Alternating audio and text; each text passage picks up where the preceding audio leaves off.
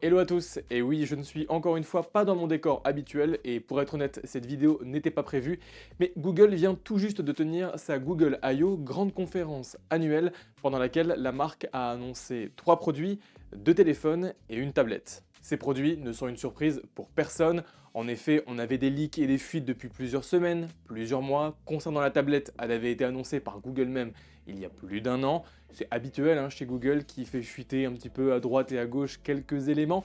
Mais là, ce qui est plus original, c'est que malgré l'annonce de ces produits et toute la hype que j'avais pour ces produits il y a encore quelques jours, là, juste après l'annonce, je suis assez indifférent finalement à ces produits. Et du coup, j'ai envie de vous parler de ces produits, de vous expliquer un petit peu ce qu'ils représentent. Et donc, pour tout ça, je bouscule un petit peu mon programme de vidéo. Et puis attention, je pense que vous vous en doutez, mais je n'ai pas eu l'occasion d'avoir les produits qui ont été présentés déjà entre les mains. Donc tout ce que je vais vous dire, c'est basé sur les fiches de spec, mais également sur les premières prises en main des youtubeurs, notamment américains, et c'est également issu de mes connaissances des différents téléphones Pixel, des différents produits Pixel, notamment des Pixel 6, 6 Pro, 6a, Pixel 7, 7 Pro, et j'ai également testé la Pixel Watch, ce qui me permet un petit peu de voir ce que fait Google et maintenant d'avoir un avis assez précis à vous donner. Et pour commencer, parlons un petit peu du Pixel 7a, le faux remplaçant du Pixel 6a, un très bon téléphone sorti par Google l'année dernière. Et si je dis faux remplaçant, c'est tout simplement puisque le Pixel 6a reste toujours au catalogue, mais simplement à 100 € de moins, 409 €. Et donc voilà, on aura ces deux références en Pixel A qui demeurent. Avec ce prix en hausse, Google a tenté de corriger les lacunes et les manquements de la gamme A. Désormais, sur le 7A, on retrouve enfin un écran à auto de rafraîchissement, ici 90 Hz, mais on a aussi de la recharge sans fil et des caméras qui sont mises à jour. Des nouveautés qui sont ultra excitantes quand on connaît les manquements du 6A, mais il est quand même nécessaire de prendre du recul pour mieux appréhender le produit et le contexte du 7A. En effet, déjà le Pixel 7a est propulsé par le processeur Tensor G2, le même processeur que l'on retrouve dans le Pixel 7 ou encore le Pixel 7 Pro. Et si ce processeur, le G2, est un bon processeur globalement parlant, surtout pour un téléphone de milieu de gamme, on a de bonnes performances pour une utilisation quotidienne, on a aussi de très bonnes performances pour le jeu vidéo. Malheureusement, on est sur un processeur qui est assez mal optimisé et surtout vraiment pas efficient. Donc on va avoir un processeur qui va chauffer, qui va faire perdre de l'autonomie. Et vu mes tests des Pixel 7 et Pixel 7 Pro, avec ce processeur et généralement des tailles de batterie supérieures, eh bien l'autonomie n'était déjà vraiment pas fameuse. C'est ce que je vous pointais dans mes différents tests. Donc là, ce Pixel 7a aura vraiment une autonomie plus que moyenne. Mais le plus gros problème pour moi au niveau de ce Pixel 7a, c'est tout simplement l'intégralité de la gamme Pixel. En bas de l'échelle, on a le Pixel 6a qui est régulièrement trouvable à 350, voire même parfois 300 € et moins. Et pour cette différence de prix, moi je partirais plus sur le Pixel 6a.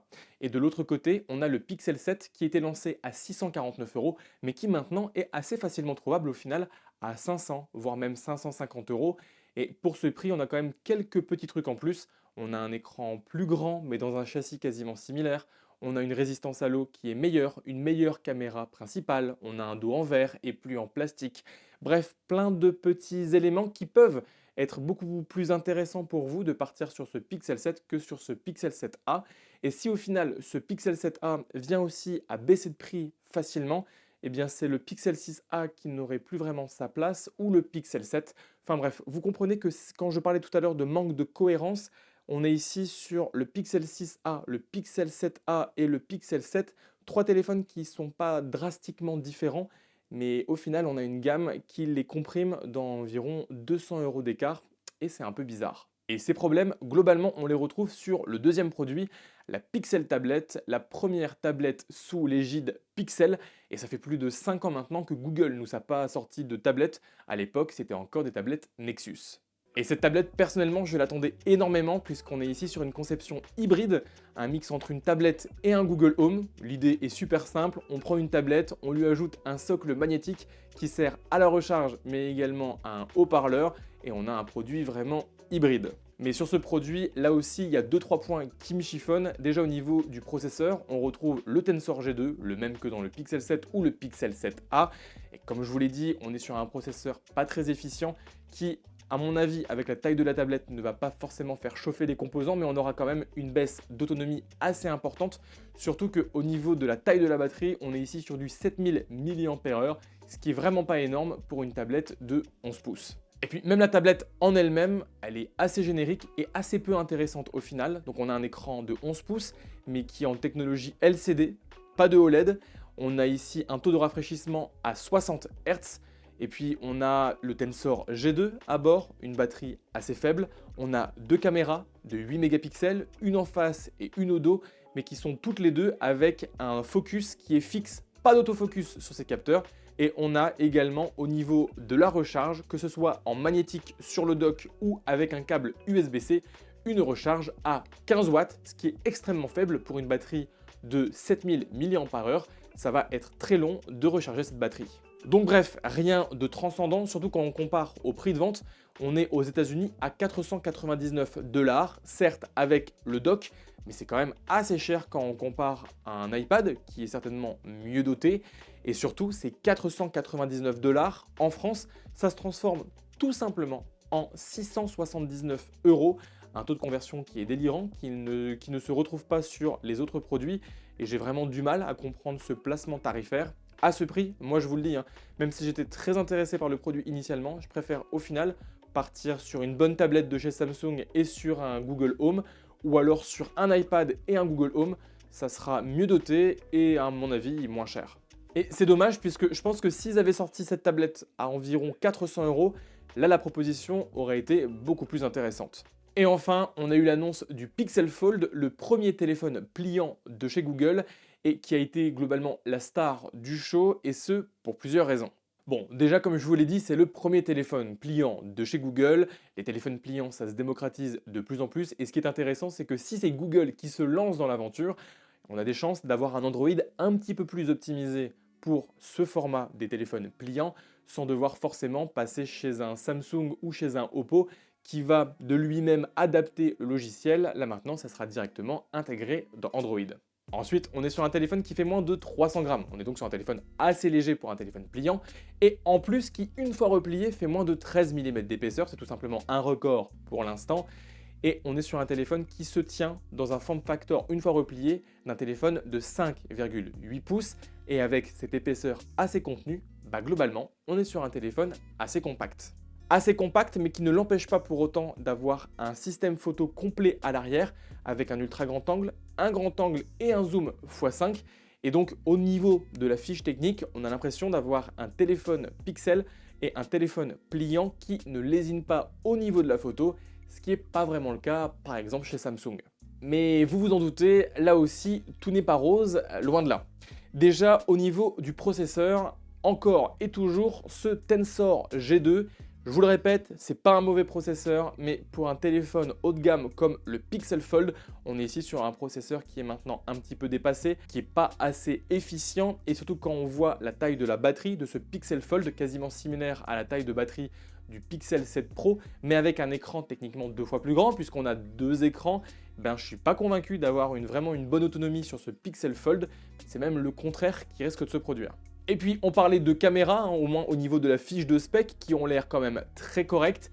Malheureusement, quand on va dans le détail, on se rend compte que, on perd la polyvalence que l'on avait avec le Pixel 7 Pro, puisque le zoom à équivalent de focale x5, qui était avant un capteur de 48 mégapixels et qui permettait d'avoir une jolie polyvalence de x5 jusqu'à x10 en venant récupérer dans tous ces pixels, et bien là maintenant sur le Pixel Fold, on passe de 48 mégapixels à 10 mégapixels. Et donc si on aura certainement encore la polyvalence de x1 à x5, de x5 à x10, on perd complètement le bénéfice d'un haut capteur avec une haute densité de pixels. Et ça, je trouve ça forcément assez dommage. Pareil, au niveau du capteur principal, on passe d'un capteur de 50 mégapixels assez massif à un capteur un peu plus classique de 48 mégapixels. Et du coup, quand on regarde comme ça détail par détail, on se rend compte que le Pixel Fold est au final moins intéressant qu'un Pixel 7 Pro, du moins au niveau de la photo.